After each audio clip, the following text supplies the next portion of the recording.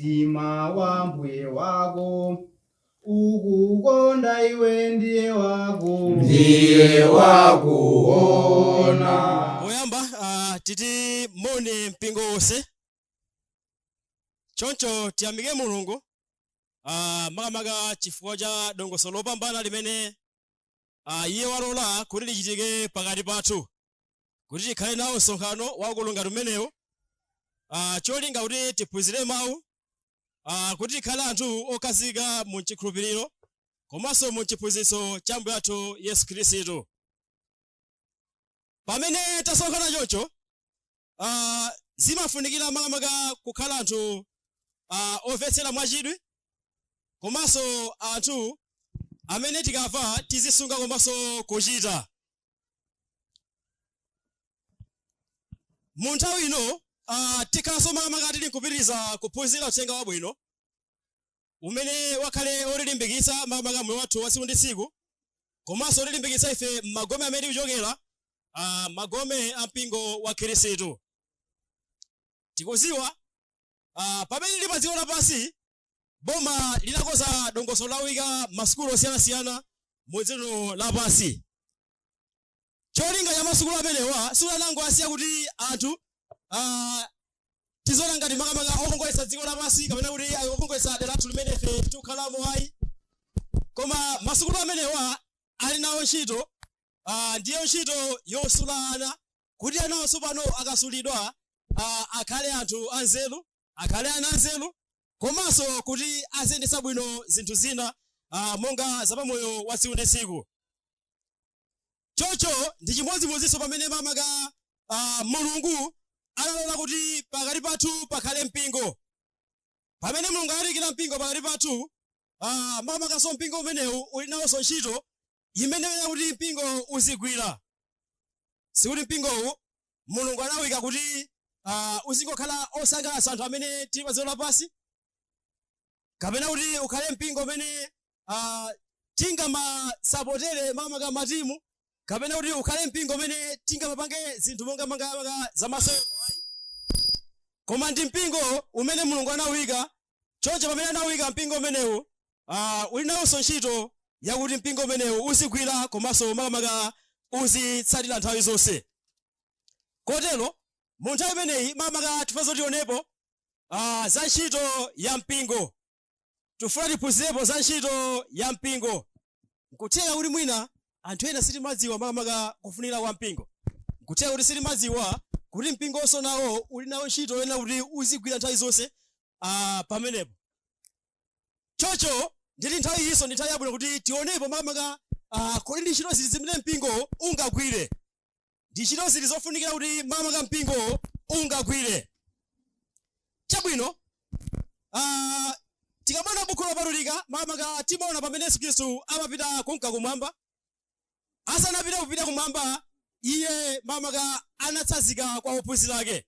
Pamene akatsanzika kwa ophunzira, anapatsa ntchito ophunzira amene kuti iwo watsopano ayenera kuti azitsata komanso azichita nthawi zonse. Kodi ntchito iti imene makamaka ophunzira anawapatsa kuti iwo azichita nthawi zonse? Tatiyeni makamaka owerenga tione m'buku la Mateyu chapter cha 28, tionapo makamaka mu verse 18 komanso 19. Mu verse yake ya 18, ndipo Yesu anadza nalankhula nawo nanena, mphamvu zonse zapatsidwa kwa ine kumwamba ndi dziko lapansi. Verse ya 19, chifukwa chache mukani phunzitsani anthu a mitundu yonse ndi kuwabatiza iwo m'dzina la Atate ndi la Mwana ndi la Mzimu Woyera. Zikomo kwambiri. Tikuona tsopano Yesu pamene wazuka kwa akufa akuyembekeza kuti abwerere kunka kumwamba, anawuza ophunzira, mphamvu zonse kumwamba komanso dziko lapansi zapatsidwa kwa ine, nditi zapatsidwa kwa Yesu. Choncho mukani ku dziko lonse lapansi, lalikani uthenga wabwino kwa olengedwa onse, ndi kuwabatiza mu dzina la Atate, la Mwana komanso Mzimu Woyera. Izi ndi zimene Yesu anayankhula, Yesu ndi zimene anafotokozera. Choncho anawuza ophunzira kuti iwo watsopano ayenera kuti akhale nawo ntchito yogwira makamaka ntchito yolalikira. Alalikire, aphunzitse anthu a mitundu yonse pa dziko lapansi, kuti anthu amene watsopano abatizidwe mu dzina la Atate, la Mwana komanso Mzimu Woyera. ndi ntchito imene Yesu Khristu anayisiya mama kakusila ophunzira ake. Pamene asiya ntchito imeneyi mama kakusila ophunzira ake, nditi ophunzira tsopano anali ntchito yakuti asidali uthenga wabwino kwa olengedwa onse. Kuti tsopano olengedwa onsewa akhulupirire uthenga wabwino. Akhulupirire uthenga wabwino nditi tsopano iwo akapeze moyo osatha. Akapeze moyo osatha. Choncho pokazo ndi Yesu Khristu wafotokozera kuti ophunzira kuti agwire ntchito imeneyi yolalikira uthenga wabwino. Izinso ndi chimodzimodzi pamene ife tili mu mpingo masiku ano. Pamene tili mu mpingo wa Khristu tili nayo ntchito imeneyi yolalikira uthenga wabwino kwa olengedwa onse. Iyi ndiyo ntchitonso yofunikira kwambiri mu mpingo wa Khristu. Kuti tonse pamodzi tizigwirizana chinthu chimodzi, kugwira ntchito yolalikira uthenga wabwino kwa olengedwa onse. Tikagwira ntchito imeneyi yolalikira uthenga wabwino kwa olengedwa onse, nditi tikhala nawo makamaka upangiri woyenera kuti ife tikapulumutse anthu. Chifukwa uthenga wabwino ndi umene umapulumutsa anthu. Tikamona buku la Roma chapter 1 mu verse 16, Paulo akafotokozapo kuti pakuti uthenga wabwino sundichititsa manyazi, pakuti uli mphamvu yopulumutsa munthu wina aliyense. Chifukwa chake Yesu anasiya ntchito imene kuti mpingo uzigwira ntchito yolalikira uthenga wabwino, cholinga anthu apulumutsidwe pa dziko lapansi. Tangoganizirani kuti mwina madera amene tachokera timakhala nawo mafumu osiyanasiyana. Mafumu amakhaso makamaka ndi nkhani imene amafuna atiwuzemo ka ife muzi. Ngati afumuwa sanapereke uthenga kwa anthu kuti akufunidwa kuti adzawuzidwe nkhani imene afumu ali nayo, anthu akhoza kudziwa ngati ndizosatheka, sangadziwe. Nthawi nake napita kudera lina lake kumene kuli mapiri. Choncho afumu afuna kudziwitsa anthu kuti akuwafuna kuti apite pa bwalo la afumu. Chimene amachita kumeneko ndi chani? Amumuza munthu kuti akwere pa phiri paja, cholinga akalengeze kuti anthu akadziwe kuti afumu makamaka akufuna anthu onse amudzi kuti akakumane pa bwalo. Nditi ngati munthu sangalengeze, nditi anthu aja sangadziwe. Izinso ndi chimodzimodzi pamene Yesu Khristu anasiya ntchito kuti anthu tizilalikira uthenga wabwino kuti anthu akapeze chipulumutso. Ngati mpingo ungangokhala osalalikira uthenga wabwino, nditi anthu sangadziwenso uthenga wabwino, ndiwo mapeto zonse sangapeze chipulumutso. Ndifunso nkumati, kodi magomero mmene inu ndine tikuchokeramo timalalikira uthenga wabwino kapena sitilalikira uthenga wabwino? Mwina nkutheka sitilalikira uthenga wabwino, mwina nkuthekanso timalalikira uthenga wabwino. Ngati timalalikira uthenga wabwino, tiye tipitirize makamaka kugwira ntchito imene. Chifukwa chani? Ndi ntchito imene Yesu Khristu analisira pakati pathu kuti ife tizigwira. Ngati sitilalikira uthenga wabwino, tiye titenge ntchito imeneyi tsopano kuti ikhale ntchito yofunikira pagome pa mpingo wa Khristu umene ife tikuchokera. Pakuti ndi ntchito imene makamaka mwini wake Yesu Khristu anatipasa ife kuti tizigwira ntchito imeneyi. Choncho tikamona buku lopatulika makamaka m'buku la 2 Timoteyo chapter 2 mu verse ya 2, timaona ponso pamenepo kuti mlembi wa buku limeneli anafotokozerapo kuti kofunika kuphunzitsa anthu amene adzakwanitsenso kuphunzitsa azawo. Chifukwa chake ophunzira Yesu anapatsidwa ntchito imeneyi, nawo amaphunzitsa uthenga wabwino kwa olengedwa onse. Ndiye timaona tsopano kuti pokazoti kuti apatsidwa ntchito imeneyi makamaka amaphunzitsa uthenga wabwino kwa olengedwa onse, kupeza kuti amene akhulupirira uthenga wabwinowa nawonso amapitiriza kugwira ntchito imeneyi kumalalikira uthenga wabwino. Malalikira uthenga wabwino. Ndiye nafenso pamene ife tinalandira mama uthenga wabwino umenewu, nkukhulupirira nkukhala mu mpingo wa Khristu, tipitirizenso kugwira ntchito imeneyi cholinga anthu enanso apulumutsidwe, anthu enanso akhale mu chiyembekezo cha moyo osatha pokhala mu mpingo wa Khristu. Zikatero ndiye kuti pamenepo tikhala kuti tikwanitsa ntchito imene mwini wake makamaka anatikonzera pamene tili mu mpingo wa Khristu. Choncho mwina nkutheka tikhoza makalilingana kuti kodi ntchito imeneyi tikhoza kuyigwira motani? Ntchito yolalikira imeneyi tikhoza kuyigwira motani? Tisayiwale kuti pompano mphunzitsi wathu amatiphunzitsa za utsogoleri. Kuti pamene Yesu Khristu anakhazika mpingo wake, iyeyo Yesuyo ndi amene ali mutu wa mpingo umenewu. Pokazoti kuti Yesu ali mutu wa mpingo umenewu, suti anangokhala yekhayi, koma chimene anachita ndi chani? Akuti anapatsanso anthu ena kuti akhale aneneri, ena akhale atumwi, ena akhala aphunzitsi, ena akhala aliki, komanso ena akhala abusa. So ntchito ya anthu amene anapasa amenewa ntchito yake ndiyo tani? Ntchito yake ndi kukonzera oyera mtima ku utumiki. Timaona zimenezi m'buku la Efeso chapter 4 mu verse ya 11 komanso mu verse ya 12. Choncho ntchito ya abusa, atumiki, komanso aliki, komanso aphunzitsi mu mpingo ndi kukonzera oyera mtima ku ntchito ya utumiki.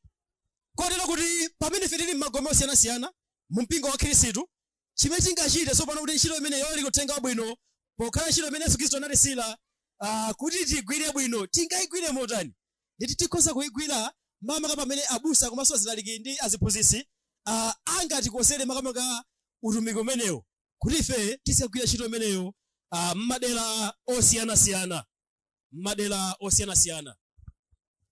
Nde pamene mipingo athu, pamene magome athu amene tichokera, muli azibusa komanso aphunzitsi ngakhalenso azilaliki, kodi anthu ngati amenewa tsopano amatipasa ntchito kuti tikalalikire, kapena amathandizira kuti ife tilalikire uthenga wabwino, kapena satipasa ntchito imene, kapena iwo amakhala chisaso chabwino cholalikira uthenga wabwino, kapena sakhala ndi chisaso chimenechi? Choncho tiyeni ngati makamaka pakati pathu abusa, azilaliki komanso azitumiki komanso aphunzitsi tizikhala anthu achisazo makamaka powasogolera zathu kuti ife tilalikire uthenga wabwino, powasogolera zathu kulalikira uthenga wabwino. Zikatero zithandizira nditi kuti mpingo tsopano uzipita chitsogolo, komanso anthu azidziwa za uthenga wabwino kuti iwo akapeze moyo osatha, akapeze chipulumutso. Timaona pamene mpingo umayambika kumene, tikapanda buku la Machitidwe chapter 2, pamene mpingo wa Khristu wayambika kumene, timaona tsopano kuti anthu anali pa mpingo wa ku Yerusalemu.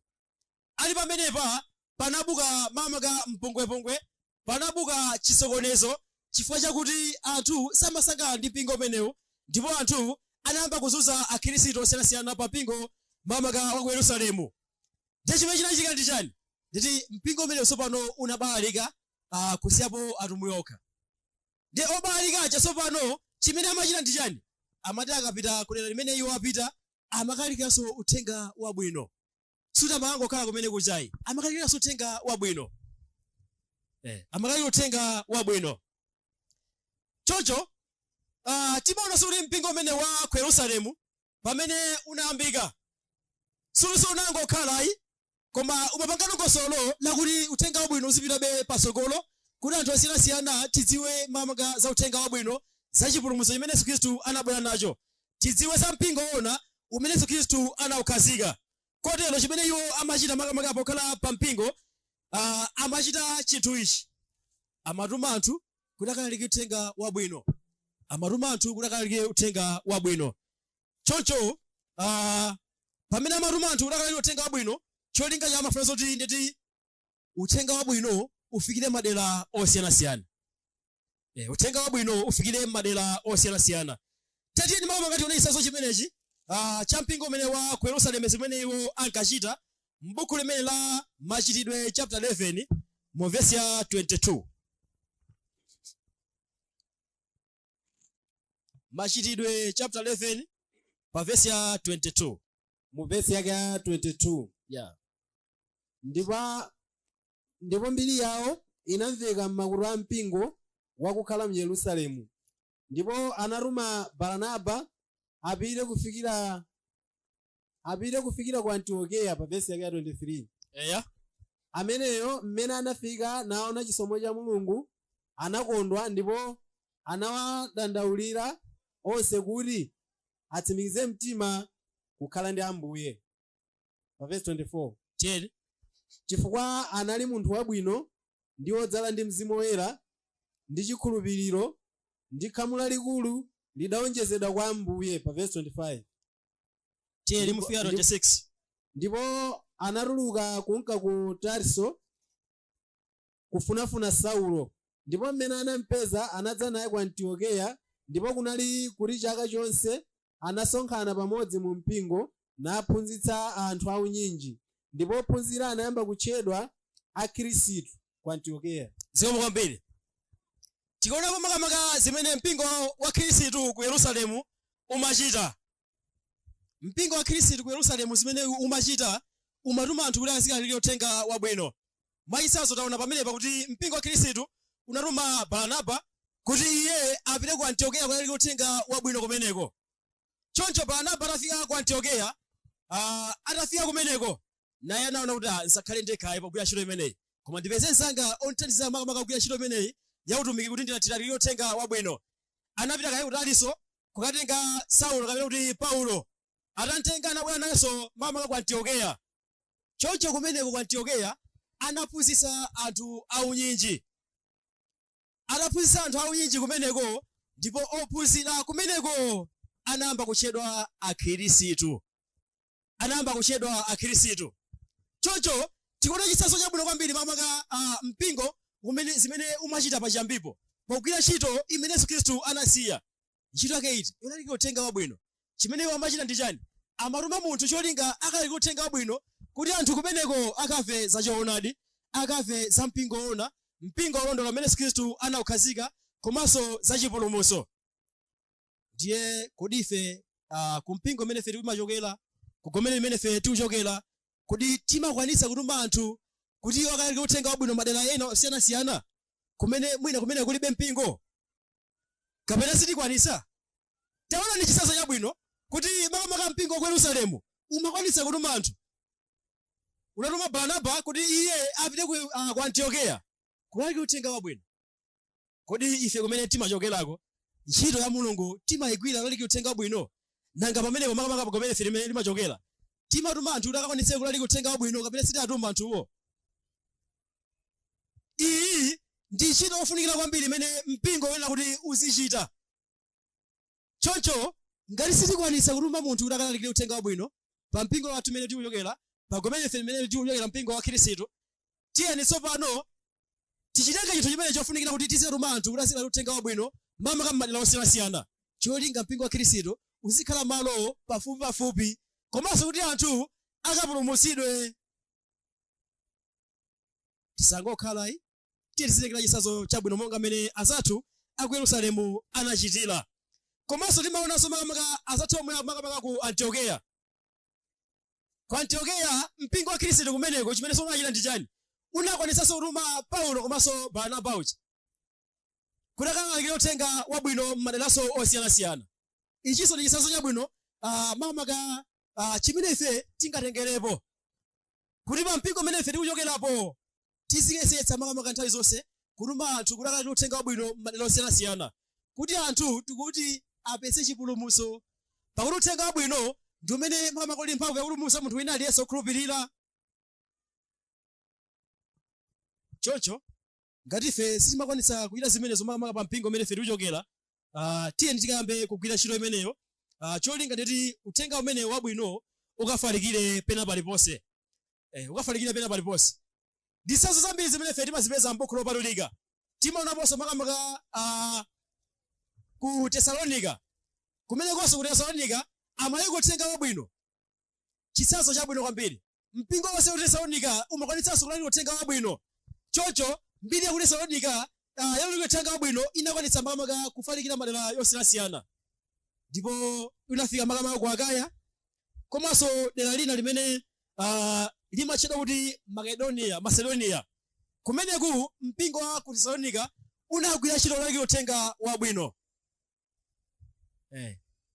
Tsono pa gomero limene ife tikuchokera, mpingo umene ife tikuchokera, chikhozo khala chinthu chonyaditsa kwambiri kuti gomero lakuti linalalikira dera lakuti, linapita ku Dedza, komanso linapita ku Kasungu, ena anapita ku Mchinji kulalika uthenga wabwino kumeneko. Zikhozo khala zinthu zabwino kwambiri.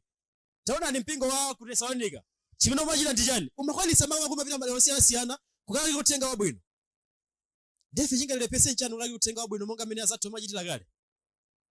Tiyeni makamaka ife pa mpingopo tizitengana kugwira ntchito imeneyi yolalikira uthenga wabwino mpingo wonse, kapena kuti kutengapo anthu ena kuti akagwira ntchito imeneyi yolalikira uthenga wabwino. Nthawi zinaso timaona kuti mpingo wa ku Filipi zimene umachita ndi chani? Umakwanitsa nditi kungotenga thandizo kumpasa Paulo kuti iye Pauloyo akalalikira uthenga wabwino, cholinga asakasowe zinthu kumene akalalikirako. Tsono mpingo mmene ife timasonkhanapo tikhoza kukwanitsa kutenga chuma kapena zoyenera kuti timpase munthu akalalikira uthenga wabwino kapenayi?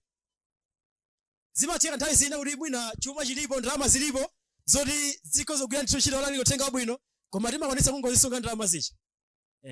Mpingo mawuza kuti panopa ati ndalama zokwanira mamiliyoni yakuti kapena ma 1000 yakuti kumangosunga ndalama zicha. Ayi ntchito yake izidziwika, mpaseni munthu mtumeni munthu akali uthenga wabwino ndalamazo azikathandizira kumeneko. Cholinga ndeti uthenga wabwino upite pena paliponse chifukwa cha gome limene ife tichokerapo. Choncho abale ndi alongo tiyeni makamaka tionetsetse kuti ntchito imeneyi tigwire monga mmene Yesu Khristu amafunira. Zikatero zikhala bwino. Timatero kuti ngati anthu sanamve zolengeza kuti akufunika kwa mfumu angapite kwa mfumu ngati nzosatheka. Ndiye ngati ife singalandire uthenga wabwino kuti anthu apulumutsidwe akhoza kupulumuka ngati nzosathekanso.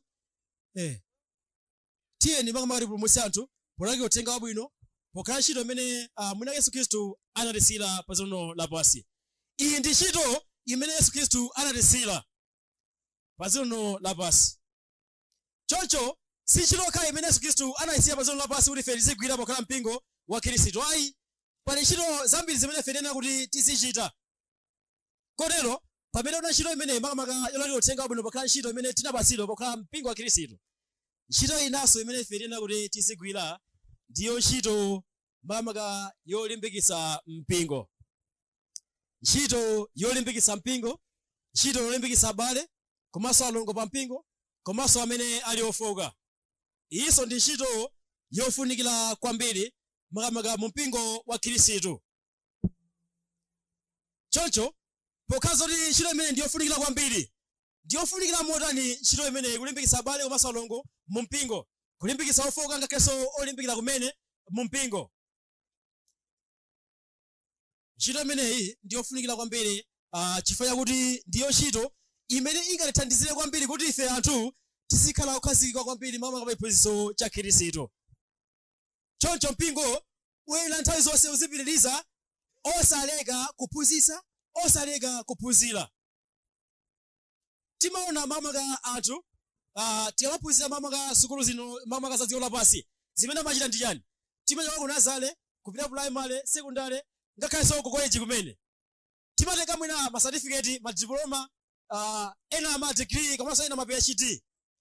Choncho tikafika level ngati imeneyi suti anthu ena suti amasira pompo ayi, amapitirizabe kuphunzira mpaka atakwanitsa pamene iwo amafunapo. Choncho ndi chimodzimodzinso mpingo pamene ife tili mu mpingo. Chimene tingachite ndi chani? Nzofuna kuti tizipitiriza kuphunzitsa nthawi zonse, nzofuna kuti tizipitiriza makamaka kuphunzitsa nthawi zonse. Cholinga tifikire level kapena kuti mulingo umene mwina Yesu Khristu amafuna kuti ife tikapeze moyo osatha. Choncho ntchito imeneyi ndi ntchito imene mwina Yesu Khristu anayisiya. Tatiye tione zimene mwina Yesu Khristu anayankhula m'buku limene la Mateyu 28 pa vesi ya 20.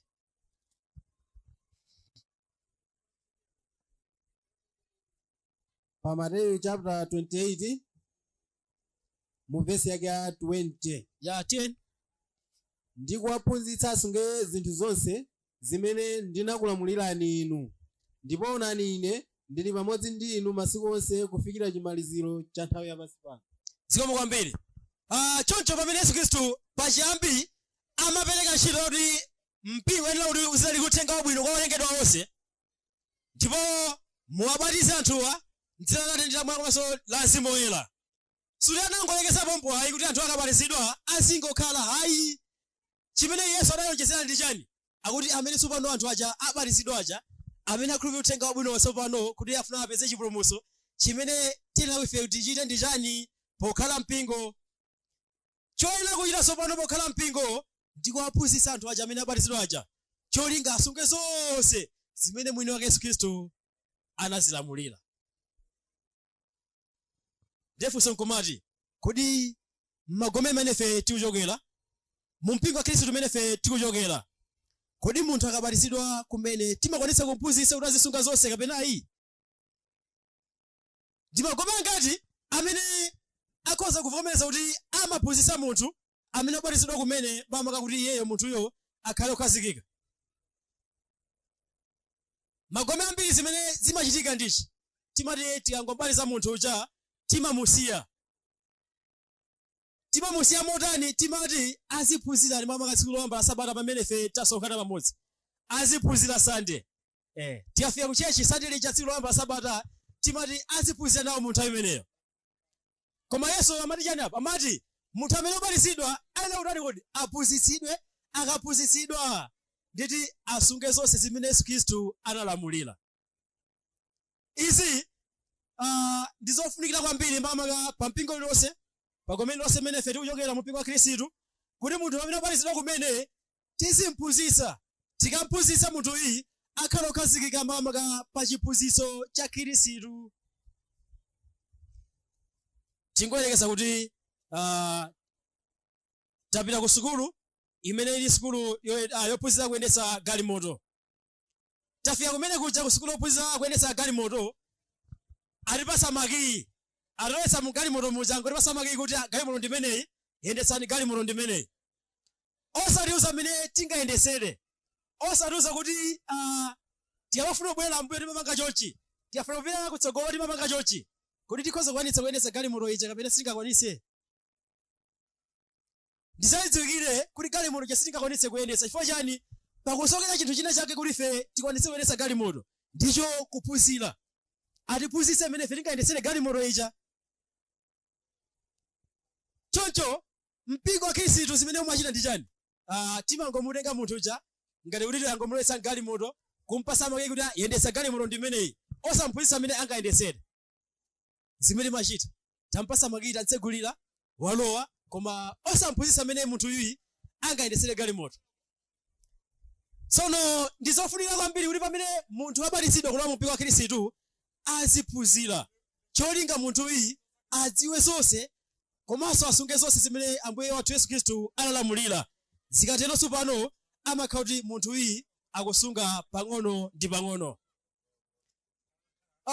Tiyamona makamaka m'buku la Petro, timaona m'buku limene la 1 Petro makamaka chapter 2, timaonapo zimene mulembi wa buku limeneli anafotokozapo.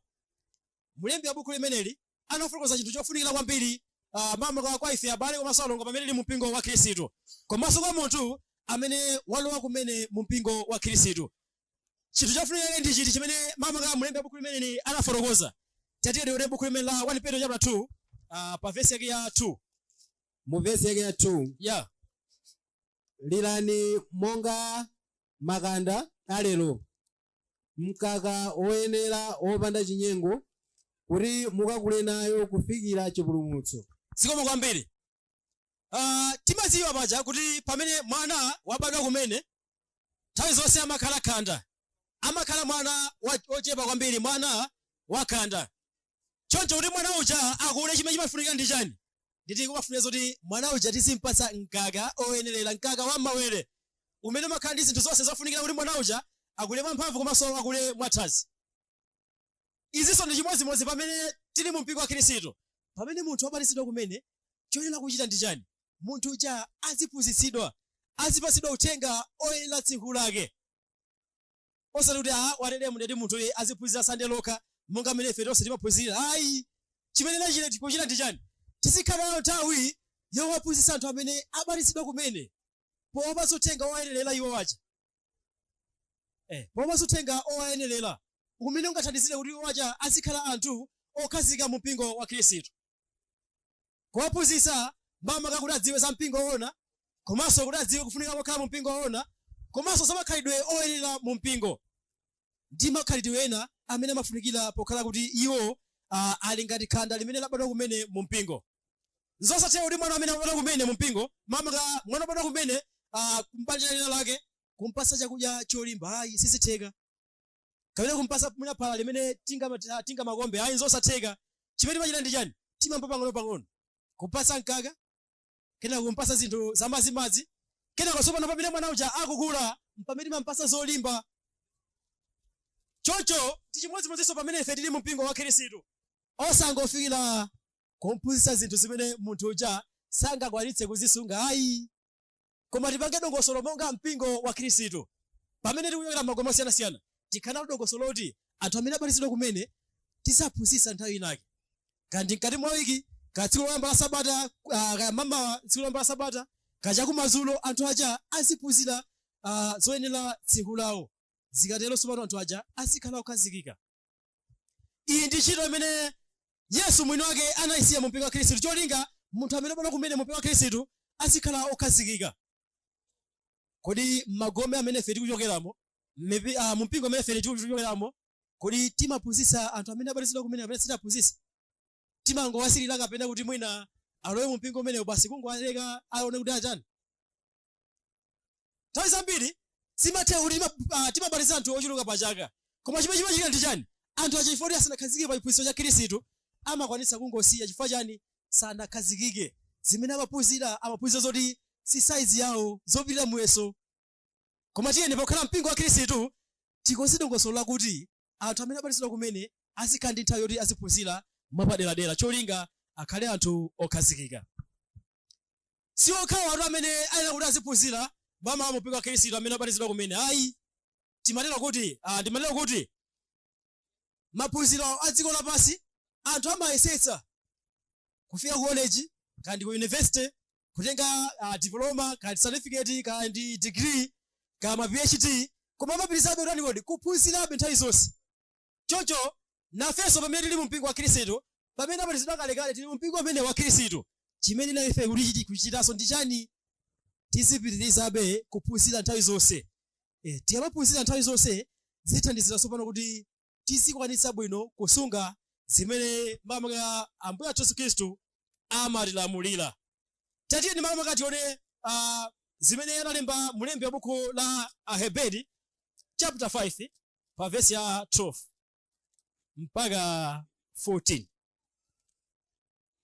Buku la Aheberi 5 mu verse yake ya 12. Pakuti mungakhale mwayenera kukhala aphunzitsi chifukwa cha nyengoyi, muli nako kusowanso kuti wina aphunzitse inu za chiyambidwe cha maneno a Mulungu, ndipo mukhala onga ofuna mkaka osati chakudya chotafuna. Pa verse 13. Pakuti yense wakudya mkaka alibe chizolowezi cha mawu achilungamo, pakuti ali khanda. Pa verse 14. Yes. Koma chakudya chotafuna chili cha anthu akulu misinkhu, amene mwakuchita nazo anazolowezetsa zizindikiro zawo kusiyanitsa chabwino ndi choyipa. Zikomo kwambiri. Tikuona tsopano pamene pakuti si okhawa amene abatizidwa kumene amene anena kuti aziphunzira nthawi zonse mu mpingo ayi. Koma tsopano tonse amene tinabatizidwa kanthawi tikuyeneranso kuti ife tiziphunzira. Pokhala pamulika ifanisa kuti ngakhale tili aphunzitsi chifukwa cha nyengo imeneyi, komabe pakufunika kuti ena atiphunzitsenso za chiyambidwe cha maneno a Mulungu, cha mawu a Mulungu. Alipo ena amene mwina anakhazika kalekale mu mpingo wa Khristu safuna kuti aziphunzira, ndipo ena amasankha kuti msonkhano kumene uliku sindikapita chifukwa chani ndimadziwa kale zinthu zambiri. Mwina kungodziwa kusiyanitsa chipangano chakale komanso chipangano chatsopano, basi amati amakudziwa zambiri. Ayi, nkhani si imeneyo. Koma Baibulo likutilimbikitsa kuti pamene ife tili mu mpingo wa Khristu tiyenerabe nthawi zonse kuphunzira. Tiyenerabe nthawi zonse kuphunzira. Chifukwa chani? Tiyapitiriza kuphunzira nthawi zonse mu mpingo wa Khristu, tizindikira mawu akudziwa kusiyanitsa chabwino komanso choyipa. Tikhala anthu ozindikira bwino kusiyanitsa chabwino komanso choyipa. Tiyeni nthawi zonse pokhala abale komanso alongo tiziphunzira, ngakhale akale ophunzira kale mu mpingo wa Khristu tizipitirizabe kuphunzira nthawi zonse. Tangu alingalirani pamene mwana wabadwa akukula, ngati sampasa chakudyaso mwanayi amapitirizanso kukula ngati sizithekayi. Ngati angakule mwina amakula timati mokwinimbira. Choncho nafenso ndi chimodzimodzi. Ngati tili kale mu mpingo wa Khristu tinaphunzirapo ndipo timadziwa ndi zinthu zambiri, koma ngati tingasiye kuphunzira chimene tingachite ndi chani? Ndeti sitidziwanso zinthu zambiri, komanso ndeti mawu a Mulungu tikhoza kuyiwala. Ndi nthawi zonse tizikhala anthu ofunitsitsa kuphunzira mawu a Mulungu. Tiziphunzira mawu a Mulungu nthawi zonse. Tikamaphunzira tidziwa kusiyanitsa mawu achabwino komanso choyipa nyengo zonse zimene ife tingakhale mu mpingo umenewo. Yasangoti kuti ndine mphunzitsi, ndine mlaliki, ndine mbusa, komanso ndine mtumiki, ndiye sindingafunenso zoti mphunzire. Ayi, tiyeni tonse tiphunzire basi. Tonse tiziphunzira, tikaphunzira tonse tsopano zithandizira kuti tonse tikhala anthu okhazikika pa chikhulupiriro. Ndiponso nkumati kuti pokhala inu ndine amene akhazika kale mu mpingo wa Khristu amene munadamatizidwapo mu zaka ziwiri kapena zitatu zapitazo. Kodi timafunitsitsa titaphunzira kapena sitifuna? Timaphunzira kapena sitiphunzira? Choncho tiyeni nthawi zonse tizikhalabe anthu ofunitsitsa kuti tiziphunzira. Sikuti ndi anthu tokhafe amene tinganene kuti tiziphunzira ayi. Timaonanso chitsanzo kuti makamaka pamene mpingo wa Khristu unayamba kumene makamaka m'buku la Machitidwe chapter 2. Tikamona buku limene la Machitidwe chapter 2 mu verse 42 kumatsika musi timaonapo kuti mpingo kale suli umangokhala ayi. Unali chikhalire mu chiphunzitso cha atumwi nthawi zonse amaphunzira. Choncho samafuna kuti angokhala ayi, amaphunzira nthawi zonse. Mpingo wonse umaonetsanso nthawi zonse kuphunzira. Nde kodi mpingo umene ife tikuchokera, gomeri imene ife tikuchokera ino ndine, nthawi zonse timaphunzira kapena sitiphunzira? Timafuna taziwa kumaphunzira kapena sitifuna? Tiye nthawi zonse mpingo wathu umene tikuchokera tiziphunzira, komanso anthu tonse tiziphunzira mu mpingo wa Khristu. Timaona chitsanzo tikamona buku limene la Machitidwe chapter 20 mu verse 31. Timaona kuti Paulo anakhala zaka zokwana zitatu akuphunzitsa mpingo wa ku Efeso. Anaphunzitsa kokwana zaka zitatu usana ndi usiku. Paulo sanaleka kuphunzitsa mpingo wonse. Nditi nkofunikanso kuti mpingo wonse uziphunzira. Kati madziwa kale zinthu zambiri, kasitidziwa tiyeni zonse tizikhala kuti mpingo wonse tiziphunzira. Tikatero zithandiza kuti ife tikhale okhazikika pa chiphunzitso cha Khristu. Osayiwala kuti mutu wa msonkhano makamaka msonkhano wonse ndiko kukhala okhazikika pa chiphunzitso cha Khristu. Tikhoza kukhala okhazikika bwanji ngati mpingo wonse tingamaphunzire, ngati anthu amene timadziwa kale malemba tingamaphunzire, komanso ngati anthu amene apatsidwa kumene angamaphunzire komanso angamaphunzitsidwe. Izi zikhoza kukhala zothandiza kuti mpingo upite chitsogolo. Choncho tikhoza kuphunziranso makamaka malo ena osiyanasiyana amene ife tikhoza kuphunzira za uthenga wabwino ngati kuti za mawu a Mulungu. Timaona makamaka m'buku la Machitidwe chapter 19. Tatiye tione kuti kodi asathu ena mu nthawi imeneyo ankaphunzira kuti mawu a Mulungu. Machitidwe chapter 19 pa verse 9 komanso verse 10. Mu verse yake ya 9. Koma pamene ena anaumitsa mtima ndi kusamvera nanenera zoyipa njirayo pamaso pa anthu, anawachokera natulutsa akuphunzira nafotokozera masiku onse msukulu ya Turano pa verse ya 10. Ndipo anachita chomwecho zaka ziwiri, kotero kuti onse akukhala mu Asiya anamva mawu a Ambuye, Ayuda ndi Aheberi. Zikomo kwambiri. Tikuona tsopano kuti malo enanso amene tikhoza kukwanitsa kuphunzira bwino mawu a Mulungu cholinga tizikhala okhazika pa chiphunzitso cha Khristu ndiko ku sukulu. Mwina nkuthenga kuti anthu ambiri timaziwa kuti mpingo wa Khristu uli nawo makamaka masukulu amene ali masukulu oyenera kuti anthu tizikaphunzira mawu a Mulungu cholinga tizikhala anthu okhazikika. Tikuona kuti azathu anapatulanso anthu ena amene anakaphunzira ku sukulu imene kuchedwa sukulu ya Turano. Atapatula amenewa anakaphunzira ku sukulu yochedwa Turano. Choncho anaphunzira kwa zaka zokwana ziwiri. Chifukwa chani anthu amenewa amakaphunzira mawu a Mulungu kwa zaka ziwiri? Choncho nditi yakuti tachitsikire kuti anthu onse pano amafuna atadziwa zambiri makamaka za mawu a Mulungu. Amafuna atalidziwitsitsa Baibulo cholinga kamaphunzitsa anthu ena aziphunzitsa molondola. Ndiye kodi inu ndine timafuna titaphunzira ku sukulu ya mawu a Mulungu kapena sitifuna? Tiyeni tikhale nawo makamaka khumbokhumbo lofunitsitsa kuti tiphunzire mawu a Mulungu m'masukulu amene mpingo wa Khristu unakhazikitsa masukulu oyenerera. Tikaphunzira kumeneko zithandiza kuti mpingo ukhale okhazikika, zithandiza kuti ifenso tikhale okhazikika, komanso chiphunzitso cha Khristu makamaka chizikhalanso chokhazika nthawi zonse pa gome imene tikuchokera komanso pa mpingo umene ife tikuchokera. Nthawi zinanso timaphunzira makamaka mawu a Mulungu timakhala nawo Bible study. Ndi nthawi zomwe ife timaphunziranso mawu a Mulungu. Tiyeni mpingo nthawi zonse tizikhala nayo nthawi ya chiphunzitso, nayo nthawi yophunzira Baibulo pamene tasonkhana pamodzi mu mpingo wa Khristu. Lilipo gome lake limene lili gome lochititsa chidwi komanso gome lachitsanzo limene nthawi zonse limakwanitsa kupangitsa Bible study mkati mwa wiki komanso kumapeto kwa wiki. Choncho magome ngati amenewa amakhala ndi madongosolo oyenera kuti aziphunzitsanso anthu moyenerera. Mwachitsanzo amaphunzitsa anthu magulu azibambo mwaphunzitsa paokha cholinga azidziwa zofunikira kwambiri makamaka mmoyo wawo wa tsiku ndi tsiku pokhalapo achikulire. Achinyamatanso amaphunzitsanso paokha ngakhalenso ana achisodzera amene amachedwa a Sunday school amaphunzitsanso paokha. Izi ndi zofunikira kuti anthu tiziphunzira makamaka mu mpingo wa Khristu potengeranso makamaka ndi mmene zimafunikira. Zikatero zikhoza kukhala bwino kwambiri.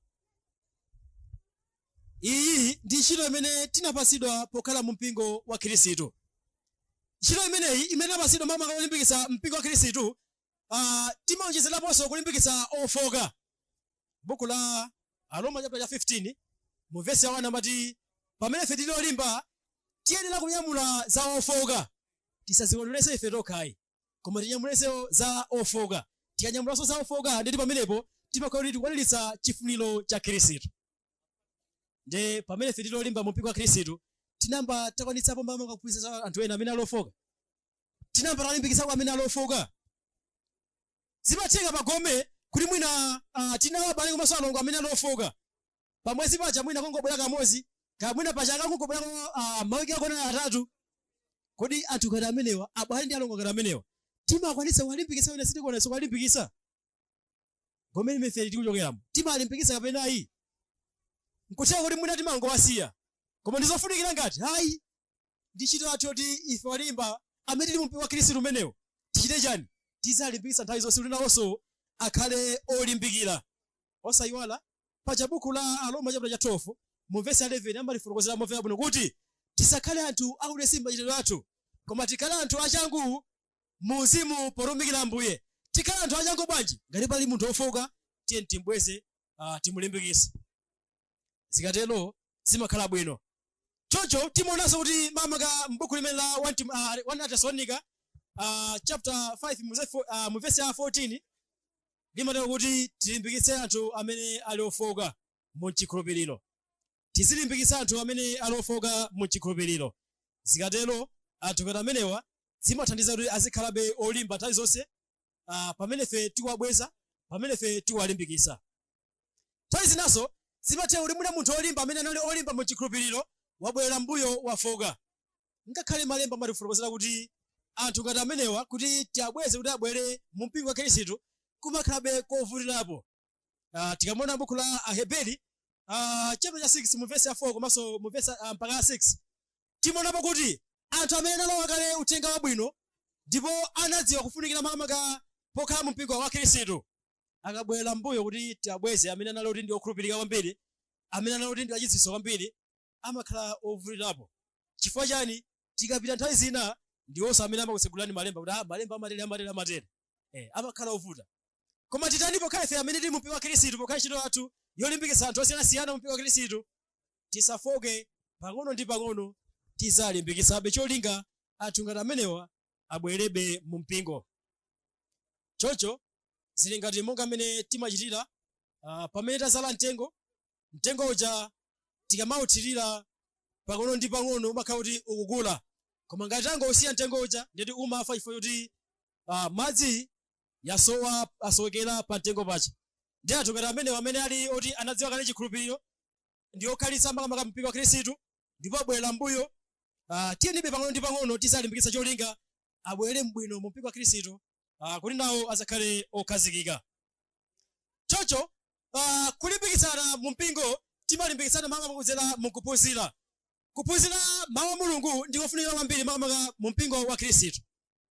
Kumene lonse linena kuti liziphunzira mawu a Mulungu ngati njira yolimbikitsana wina ndi mnzake.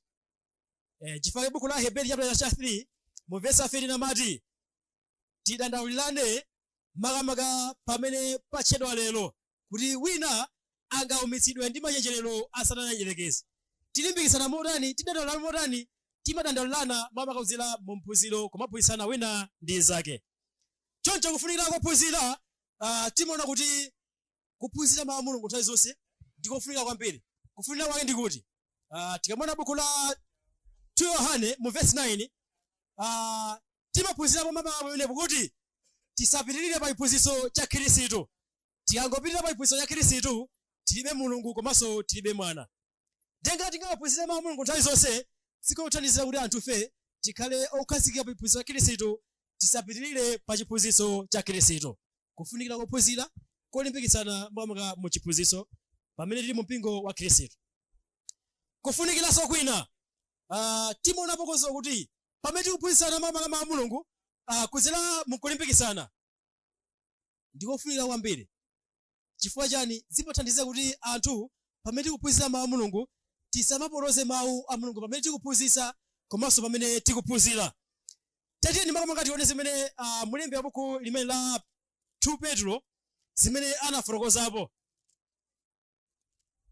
2 Petro chapter cha 3 mu verse 16 mpaka 18.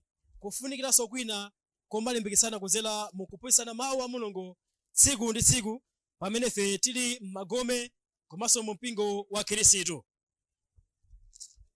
Mu verse yake ya 16. Yeah. Monganso mwa kalata ake onse pokamba momwemo za izi, mmenemo muli zina zovuta kuzizindikira, zimene anthu osaphunzira ndi osakhazikika apotoza, monganso atero nawo malemba ena, ndi kudziwononga nawo eni. Pa verse 17. 10. Inu tsono okondedwa, pozindikiratu izi, chenjerani kuti potengedwa ndi kulakwa kwa iwo osaweruzika mungagwe kusiya chikhazikiko chanu. Pa verse 18. Koma kulani mchisomo, mchizindikiritso cha Ambuye wathu ndi Mpulumutsi Yesu Khristu. Kwa iye kukhale ulemerero tsopano ndi nthawi zonse. Amen. Chabwino, zikomo kwambiri makamaka chifukwa cha kuwerenga bwino. Tikuonanso kufunikira kophunzira. Mpingo uyenera kuti nthawi zonse uziphunzira mawu a Mulungu. Chifukwa chani uyenera kuti uziphunzira mawu a Mulungu? Nditi ubwino wake tsopano nkuti tisamapotoze mawu a Mulungu. Akuti osaphunzira chimene amachita ndi chani? Amapotoza uthenga wabwino, amapotoza mawu a Mulungu. Ndipo samadziwa zoti Yesu Khristu anakhazika mpingo umodzi. Samadziwa makamaka zimene malemba amafotokoza, komanso kusiyanitsa chipangano chakale komanso chatsopano, ngakhalenso kusiyanitsa makamaka nthawi zimene timazipeza m'buku lopatulika, nthawi ya chilamulo, nthawi ya Chikhristu komanso nthawi ya makolo. Zonsezi zimachitika makamaka chifukwa chani? Chifukwa cha kusaphunzira bwino malemba. Ngati mpingo ungangokhala osaphunzira malemba, kumaphunzitsana wina ndi zake, malimbikitsana, chimene chingachite ndi chani? Tikhoza kumapotoza malemba. Ngati tapotoza malemba pamenepo tidze zoti akuti tikuzilonga nawo tokha. Ndiye chimene chingachite ndi chani? Pokhala mpingo tiye nthawi zonse tiziphunzira mawu a Mulungu, cholinga tisamapotoze. Ubwino wina ophunzira olimbikitsana mu mpingo ndi umenewo. Kodi mmadziwa zoti kusaphunzira kumapangitsa zoti malemba tiapotoze? Choncho kusaphunzira ndi kumene kumapangitsa kuti anthu tizipotoza malemba. Tiyeni anthu tiziphunzira pamene tili mu mpingo wa Khristu, cholinga tisamapotoze malemba. Tisamapotoze malemba. Komanso ulero kuti ubwino wina kuti pamene finga maphunzire mawu a Mulungu nthawi zonse, pamene tili mu mpingo wa Khristu, akuti zimathandizira kuti ife tikule mu chisomo komanso mu chizindikiritso cha Ambuye wathu Yesu Khristu. Kusonyeza kuti ngati munthu sangaphunzire, ngati mpingo sungaphunzire mawu a Mulungu nthawi zonse, ndikuti sungakule mu chisomo komanso mu chizindikiritso cha choonadi. Koma kuti tikule mu chizindikiritso cha choonadi, kuti mpingo umene ife tichokera kuti ukule mu chizindikiritso cha choonadi, chimene chingachite ndi chani? Tiziphunzira mawu a Mulungu nthawi zonse. Kufunikira kuphunzira mawu a Mulungu ngati ntchito yakulimbikitsa mpingo imene Yesu Khristu anayisiya makamaka pakati pathu. Ndikuti ndi imeneyo, kuti tisapotoze malemba, kuti tisapitirire pa chiphunzitso cha Khristu. Komanso mu buku la Efeso chapter 4 mu verse 14 timaonaponso kuti tisakhale makanda ogwedezeka komanso otengeka ndi mphepo za chiphunzitso zosiyanasiyana. Nditi tikaphunzira mawu a Mulungu chikhoza kuthandiziranso kuti tisamatengeke ndi ziphunzitso zosiyanasiyana. Chifukwa chaketu nthawi zambiri pamene anthu abatizidwa kumene, ngati sakuphunzira amachoka mu mpingo wa Khristu. Chifukwa chani? Amakhala kuti ndi khanda, sanakhazike pa chiphunzitso cha Khristu, amatengeka nde tiyeni mpingo wa Khristu tiyesese nthawi zonse kuti tikhale chitsanzo chabwino polimbikitsana kudzera mu kuphunzira mawu a Mulungu kuti tisakhale makanda pa mpingopo, gomero lisakhale khanda logwedezeka kumangotengeka ndi mphepo za iphunzitso. Osati iphunzitso ichabwera nkusata chimenecho, koma iphunzitso ichi tachisata, koma ichi tachisata. Aya tiye tikhale anthu okhazikika pa iphunzitso cha Khristu. Tikhazikika bwanji?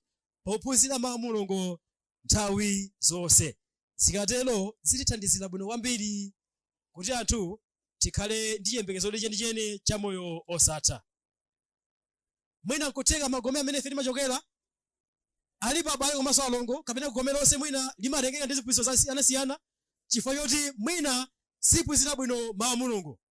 Tiyeni kuyambira lero mapita tsogolo tizikaphunzitsa komanso tizikaphunzira mawu a Mulungu cholinga samakatengeke ndi mphepo zosiyanasiyana zimene anthu amabwera nazo.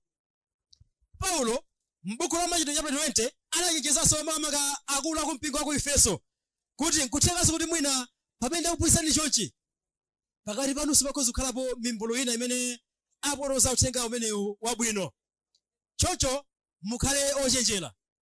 Simatheka ndithu nthawi zina kuti mpingo wa Khristu waphunzitsa bwino, koma imene ino ndine tichokera taphunzitsa bwino, koma ena abe amabwera ofuna kupoloza malembawo. Ndiye chimene ngachita ndi chani? Ngati tikuona anthu ngati amenewo kuti akupoloza malemba, tiyeni makamaka tiatengere pambali kuwaphunzitsa bwino cholinga azindikire. Ngati safuna kusiya njira imene iwo atsata yopoloza malemba, chimene tingachite ndi chani? Mu buku la Roma chapter 15 mu verse ya 17 kumasika Mose amalimbikitsa kuti anthu ngati amenewo nena kuti tiapatukire, tiachokere, kapena kuti tiachose. Chifukwa chani? Angaononge mpingo wonse wa Khristu. Angaononge mpingo wa Khristu. Ndiri kufunikira kolimbikitsana, kufunikira kuphunzira mu mpingo wa Khristu ngati ntchito imene mwini wake anatipasa ndiko kumeneko. Iyi ndi ntchito yachiwiri imene tikuiona makamaka mu nthawi imeneyi imene mpingo uyenera kugwira. Ndi kumene ife tikuchokerako kuti mpingo timagwira ntchito imeneyi yolalika uthenga wabwino, yolimbikitsa abale ndi alongo komanso amene alolimba ngakhalenso ofowoka. Timachita zimenezi kapena sitimachita? Ngati sitimachita, tiyeni makamaka tizikachita zimenezo cholinga mpingo ukhale okhazikika pa iphunzitso komanso kuti usamatengeke ndi ziphunzitso zimene anthu amabwera nazo zosiyanasiyana. Choncho tionenso ntchito ina yachitatu makamaka mu nthawi imeneyi imene isokhala ntchito yomaliza makamaka mu nthawi ino yakumadzulo, imene mpingo uyenera kugwira, imene Yesu Khristu mwini wake anayisiya kuti mpingo uyenera kutsata, uyenera kugwira ntchito imeneyi pavute pasavute. Ntchito imeneyi ndiyo ntchito yothandiza osowa. Ntchito yothandiza osowa. Kodi kumene ife tikuchokerapo, magome amene tichokera, tinayamba kugwira ntchito imene yothandiza osowa kapenayi? Nanga tinayamba takwanisapo ntchito imeneyi? Kodi nanga tinayikwanisa motani ntchito ngati imeneyi yothandiza osowa, kaya mwina ndi abale, kaya ndi alongo, ngakhalenso anthu onse amene ali osowa pa dziko lapansi? Tinayikwanisa motani ngati tinagwirapo? Kapena ngati sanagwirepo, nditi nkofuna kuti tidziwe kuti ntchito ina imene Yesu Khristu anayisiya mu mpingo wake ndiyo ntchito imeneyi yothandiza osowa. Tingathandize bwanji osowa ngati amenewa? Tikamona makamakaso tikabwera pachiyambi pamene mpingo wa Khristu umayamba mu 33 AD, tikamona buku limene la Machitidwe chapter 2, timaona tsopano kuti mpingo ku Yerusalemu zimene udachita ndi chani. Mpingo umenewu tatiye tione chitsanzo cha mpingo umenewu ku Yerusalemu buku la Machitidwe chapter 2. Tiona makamaka mu verse ya 43 makamaka 44 komanso 45. Kodi zimene azathu kalero pachiyambipo ankachita pothandiza osowa ankapanga zotani?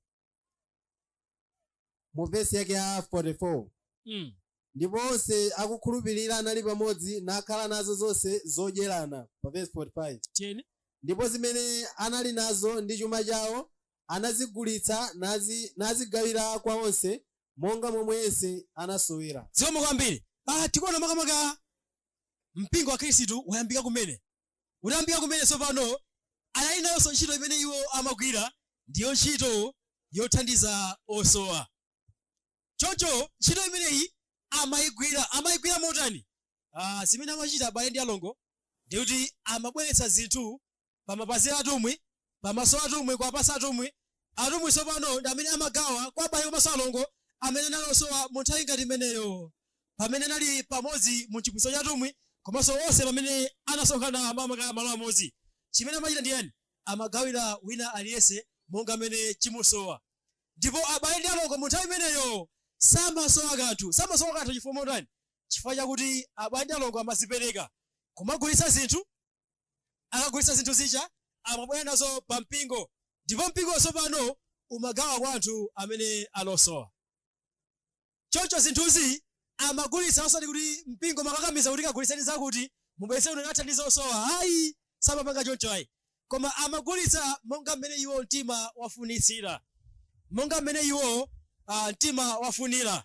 Amagulitsa zinthuzo kuzibweretsa pamaso ya atumwi, pa atumwi. Choncho atumwi amazigawa zinthu zija ngati njira imodzi yothandiza osowa pa mpingo paja, ndipo mpingo mu nthawi imeneyo sumasowa china chilichonse.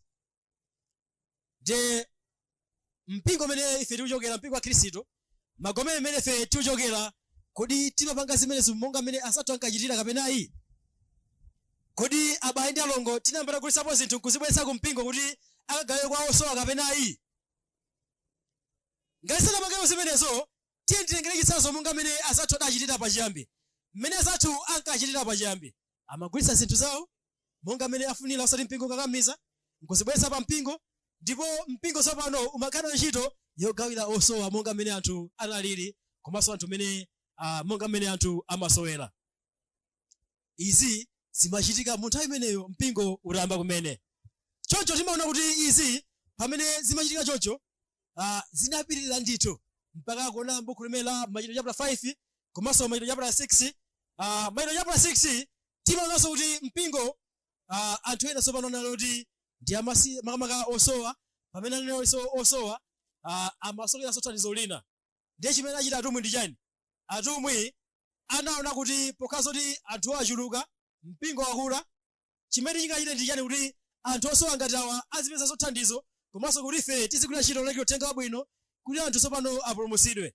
Nditi mu nthawi imeneyi anasankha tsopano atumiki amenewo tsopano ndi amene amathandiza osowa ngati anthu amene anali pamenepo abale ndi alongo. Nde mwina nkutheka pa mpingo wathu pagomene mmene ife tikuchokera, mwina sanayambire kugwirapo ntchito imeneyi, tisanayesepo ntchito imeneyi. Choyenera kuchita tsopano ndi chimene chikuti tiziyesetsa kuthandiza osowa ngati ntchito imene mpingo unapatsidwa. Ntchito imeneyi tikuti si ntchito kuti tikozongothandiza abale okha kapena alongo okha, ayi, koma ndi ntchito soti tikozothandiza anthu osiyanasiyana mu dziko lonse lino lapansi, osowa kandi osauka komanso amasiye ndi ena onse amenewa ayenera kuti nawonso athandizidwe. Nawonso ayenera kuti athandizidwe. Choncho tikaona buku lopatulika timaonapo kuti mulembi wa buku la Agalatiya chapter cha 6 mu verse 10 anatipasaponso chithunzithunzi china chofunikira kwambiri.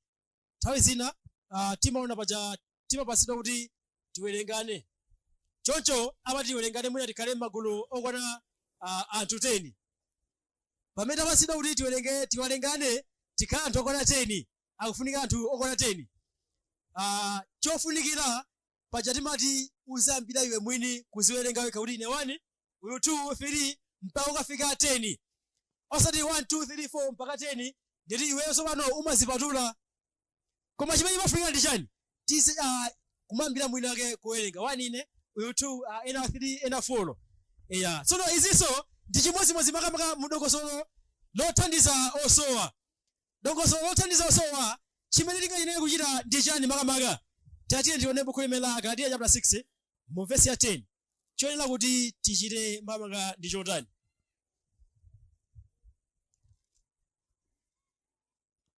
Pa Agalatiya chapter 6 mu verse yake ya 10. chifukwa chake monga tili nayo nyengo ndiyambiranso chifukwa chake monga tili nayo nyengo tichitire onse chokoma monga makamaka iwo apabanja la chikhulupiriro. Chabwino mamaka mulembe buku limene linafotokoza momvera bwino kuti Agalatiya chapter cha 6 mu verse 9 komanso 10 anafotokoza kuti koma tisalembe pakuchita zabwino pakuti munyengo wake tidzatuta tikapanda kufoka. Mu verse 10 chifukwa chake monga tili nayo nyengo tichitire onse chokoma makamaka iwo apabanja la chikhulupiriro. Makamaka iwo apabanja la chikhulupiriro. Chifukwa chake ndimafotokoza kuti tikamafunsa kuti tiziwerengana kuti werenga tapasidwa chilo werenga anthu kuti akufunika anthu 10 timambira iwe mwini kuziwerenga kuti ine 1 ena 2 ena 3. Choncho ndi chimodzimodzinso monga maka dongoso limene la kuthandiza osowa.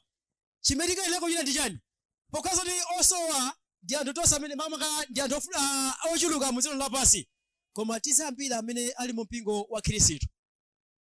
Chifukwa amene osopano ndi amene ali mu banja la chikhulupiriro. 1 azikhala amenewo oyambirira kuwathandiza abanja la chikhulupiriro, kuthandiza mpingo wa Khristu. Abale ndi alongo amene ali mu mpingo wa Khristu tizambira amenewo.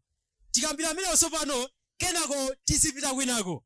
Iyi ndi imene mamaka kuli kofunikira kwambiri kuti mpingo tizichita zinthu ngati zimenezi.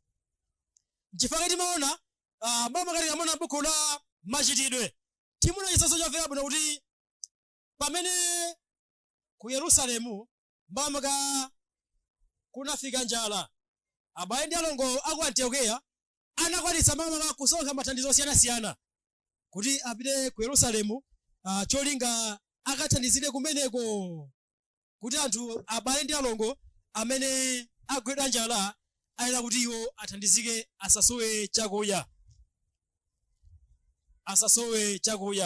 Ndena feso pokhala abale komanso alongo mu mpingo wa Khristu pokhala ife tichokera m'magoma osiyanasiyana, chomwe ndinero kuchita ndi chani? Tizigwira ntchito imeneyi mamaka pozindikira kuti ndi ntchito imene Yesu Khristu analisira, ntchito yothandiza ofoka, ntchito yothandiza osowa, mamaka abale komanso alongo mu mpingo wa Khristu. Choncho ntchito imene yothandiza osowa imafunikanso mamaka nthawi zambiri kukhala anthu okhulupirika. Mpingo wa Antiokeya chimene unachita ndi chani? Unasonkhetsa mathandizo onse kuti apititse kuti akathandize mpingo wa Yerusalemu chifukwa cha njala imene inafika kumeneko. Anasankha anthu okhulupirika kuti akatusiye zinthu zimene zili mathandizo opita kukomera imeneli. Anasankha Paulo komanso Barnabasi kuti akasiye kumeneko chifukwa chani? Anaona kuti anthuwa ndi okhulupirika. Nthawi zina ndinali ndi chidwi makamaka ndi m'bale wina kudera lake kumene kunachitikanso mavuto. Choncho mpingo wa Khristu unasonkhetsa zinthu kuti ukathandize kumeneko. Tinakapeza m'bale amene amandira mamaka amatilondera magome osiyanasiyana, koma chimene amachita tsopano m'bale uja anasonkhera chinthu chimodzi ndiko kukhulupirika. Amene akafika pagome ena lonse amati mundisungireko chifukwa choti ine sanandiwerengere ajawa. Tiyendanso ndeti kukafikanso gome lina mundisungireko sanandiwerengere ajawa sanandipatseko. Kukafikanso pena mundisungireko sanandiwerengere ajawa. Ndeti m'baleso pala ndi okhulupirika amene sanali okhulupirika, sanali okhulupirika. Choncho ntchito imene yothandiza osowa imafunikiranso kuti abale ndi alongo tizikhala anthu okhulupirika. Chifukwa nthawi zina anthu timati mwina mpingo wa Khristu ukasonkha timayikakonso mthumba zinthu zina. Ndi izozo nzosafunikira, nzofunika kuti ife tikathandize osowa osati ife tizithandize ayi. Ndiye mwina kutheka kuti pagome mmene ife tikuchokera alipo abale amene mwina ali osakhulupirika tikatuma amachitako mwina ndi mwina. Tisamatero ayi. Tikhala abale achidziwitso, abale okhulupirika, kuti ntchito imeneyi iziyenda bwino monga mmene azathu ampingo wa Antiokeya idayenda mofunikira monga mmene Mulungu amafunira. Choncho sikulikonso kungothandiza okhawa osowa mu mpingo wa Khristu ayi. Aliponso ena amene ali amasiye tenanso kuti tiwathandize. M'buku la 1 Timoteyo 5 verse 4 maso 16 mpaka 16 timaonapo kuti amene ali amasiye ndithu ayena kuti athandizidwe, komatu amasiyewa ayena kuti akhale oyambira zaka 60 komapita tsogolo. Chifukwa chani? sangakwanitse kugwira ntchito ndi manja yawo chifukwa amakhala mwina mphamvu zamba kuchepapo osati ali ndi zaka zokwana 30 zaka 20 mati andine wamasiye ndiyofuna mundithandiza ayi tiyeni nthawi zino zake tizilimbikira kugwira ntchito pamene beti tili amasiye koma amene ali wamasiye ndithu akuti ndi wamasiye ndithu wachikulirepo ayina kuti mpingo uthandize anthu ngati amenewo timona chisaso chimene chimakamaka zimene Paulo analemba m'buku limene la 1 Timoteyo chapter 5 mu verse 4 mpaka 16 timonanso m'buku la Yakobo chapter 1 mu verse 27 timonapo kuti chipembedzo chimene Mulungu makamaka amachifuna kwambiri kupembedza koyenera mu mpingo wa Khristu ndikonso kuthandiza amasiye komanso kuthandiza osowa. Buku la Yakobo chapter 1 mu verse ya 27 timonanso zinthu zimenezo ndiye abale ndi alongo timaziona kuti alipo ana amasiye amene amafunikiranso mathandizo osiyanasiyana ndi ntchito yathu pokhala ife mpingo wa Khristu kuti anthu ngati amenewa tizathandizira kupasa mathandizo osiyanasiyana mathamasa mathandizo osiyanasiyana mwina nkutheka kuti mwina mpingo amene fitichokera mpingo wa Khristu ngome imene fitichokera tisanambita thandizapo osowa alipo magogo amene achikulire mmenemo okalamba mwina sanathandizepo timakhala zoti ndalama zochuluka pa mpingo paja ena timaonetsa ndalama mwina m'mabanki ena kumazisunga tutokha pesa kuti mwina tili ma 1000 mwinanso mamiliyoni kumene kumwe yadira kuti koma ndiye mpingo uli ndi chumacho ntchito yake nkuthandiza osowa amene ali pa mpingopo komanso amene ali muzono lapasi monga amasiye komanso monga achikulira amene ali okalamba osati kungosunga ndalama kumayona kuti koma ndiye mpingo ali mamiliyoni ochulukatu ayi ntchito yake nkuthandiza osowa kuthandiza ana amasiye tiyeni mamaka mpingo tizigwira ntchito imeneyi mamaka ndi mtima wonse posintira kuti ntchito imeneyi ndi ntchito imene mwini wake mpingo Yesu Khristu analesira pa mpingo umene fe timasonkhana komanso magome onse zikatero zithandizira kuti ndeti ntchito ya Mulungu izipita patsogolo tiye mwina nkutheka monga mmene ndayamba kale kufunsa kuti kodi mnamba mwathandizapo mama pagome panu abale ndi alongo amene alosowa kapena mwina achikulire amene ali okalamba ndithu koma alosowa kapena mwina amasiye amene timaona kuti ndi amasiye tinamba tathandizapo ngati sanathandizepo tiyeni tiwathandize tiziwathandiza tikamathandiza zimapangisanso kuti nditi mbiri ya mpingo zikhala yabwino azidziwa kuti koma mpingo wa Khristu ndi wabwino fayani umathandiza anthu osowa munjiraso zosiyanasiyana munjirazo ziliso zoyenerera zikatero nditi mbiri ya mpingo wa Khristu ikhala yabwino monga zathu anasunga mbiri yabwino ku Antiokeya pothandiza zawo mamaka amene anayi kuti ndi osowa komanso timaona kuti Paulo amatalimbikitsanso mamaka pokaletsa abale kuti enabe kuti tizithandiza ndithu osowa monga mmene kuyenerera zikatero nditimakhala kuti ndiye tigwira ntchito yoyenera pamaso pa Mulungu tiyeni abale ndi alongo tizigwira ntchito yofunikira imeneyi imene tinapasidwa kuchokera kwa Ambuye athu Yesu Khristu kotero mu nthawi imeneyi timafuna makamaka tionepo zinthu ngati zimenezi zimene Yesu Khristu anazisiya pa mpingo wa Khristu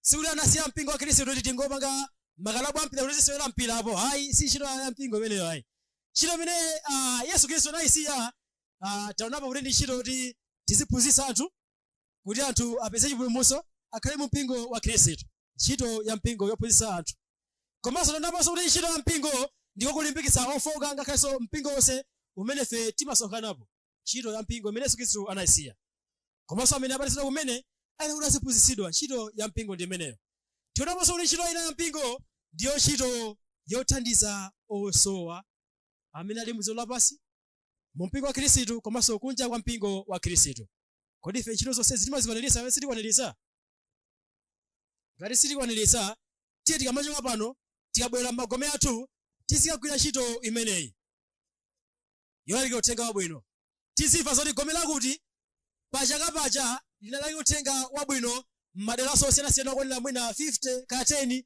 komanso mwina kaya 70 ndipo pacha tizikhala ndi chiwerengero chochuluka cha anthu amene abatizidwa kulowa mu mpingo wa Khristu amene ati akapulumutsidwe paja Mulungu amaonjezera tsiku ndi tsiku kuti akapulumutsidwe. Buku la Machitidwe chapter cha 2 mu verse 37 timona choncho tsiku ndi tsiku. Ndiye tsiku ndi tsiku anthu amaonjezedwa motani? Sangaonjezedwe ngati sangalalikire uthenga wabwino. Lero funa tizikagwira ntchito imeneyo yoleka uthenga wabwino tsiku ndi tsiku komanso madera osiyanasiyana pa mpingo pamenefe tikuchokerapo. Zikatero ndikuti tikhala ndi chiwerengero chochuluka cha anthu amene ali ndi uthenga wabwino kubatizidwa mu mpingo wa Khristu. Tizionetsetsa kuti tizikhala ndi chiwerengero chochuluka pachaka paja chikamata. Osati anthu awiri onse chifukwa kuti mwina angobwera kubatizidwa chifukwa kuti mwina abale kapena kuti alondola abale awo hayi. Azibatizidwa anthu chifukwa kuti afu uthenga wabwino umene abale ndi alongo alalikira pa mpingo paja. Nkhani yake ndi imeneyo ndiyo ntchito ya mpingo. Choncho tiyeni makamaka mpingo titenge ntchito imeneyi kuti tizidziwika makamaka ndi khalidwe labwino lolalikira uthenga wabwino monga zathu ankachitira kale pamene mpingo unayamba. Komanso ntchito ina ndi imeneyo yothandiza ofoka komanso osowa mu mpingo wa Khristu. Osayiwanso chinthu chimodzi kuti ndi ntchito ya mpingo makamaka kukaona anzathu amene ali mu ndende. Buku la Hebrew chapter cha 13 mu verse 2 amene kuti tizichereza anzathu amene ali mu msinga monga asinga.